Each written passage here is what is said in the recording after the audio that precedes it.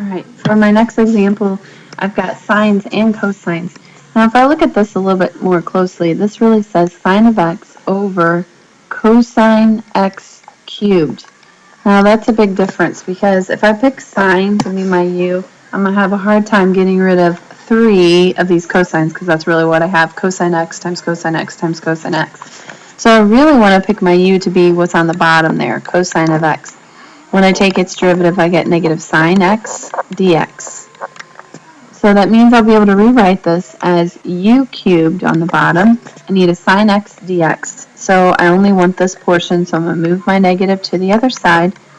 So now I can replace my sine x dx with a negative du. So this really says u to the negative third. And now I'll integrate that by raising it by 1 and putting it over that power plus c. So it really gives me a 1/2 u squared on the bottom plus c.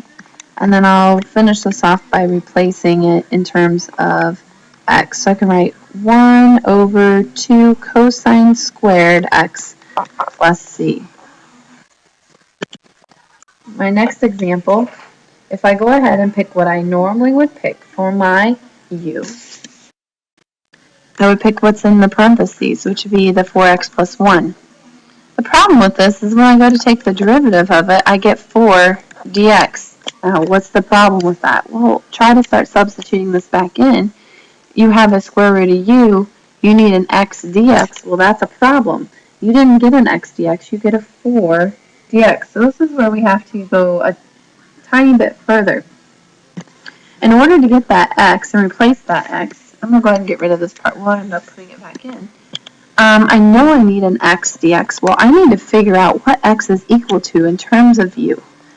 So what I'll go ahead and do is subtract 1 on both sides. So I get 4x, I subtract 1 on both sides, is equal to u minus 1. And then I'll divide by 4, which gives me u minus 1 over 4. So, what does this do for me? Well, let me show you. I can now replace this part like I just had done and I erased with the square root of u. I can replace x with a u minus 1 over 4. Even though that doesn't look pretty, I can do that. And then I just need a dx, and I can get the dx from this other portion, which I would move my 4 to the other side and get 1/4 du. So I'll put a 1/4 du in here. Now before I would integrate this, I definitely want to simplify it. So as I look at simplifying this, I notice I have this 4 right here, which would pull out and be 1/16. And then I'd have the integral of u minus 1 times u to the 1/2. So I'm going to now be able to distribute this, and I get u to the 3/2 minus u to the 1/2 du.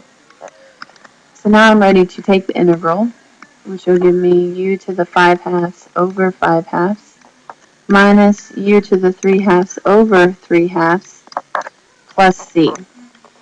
It looks like a mess right now. So what we're going to do is we're going to simplify this a little bit.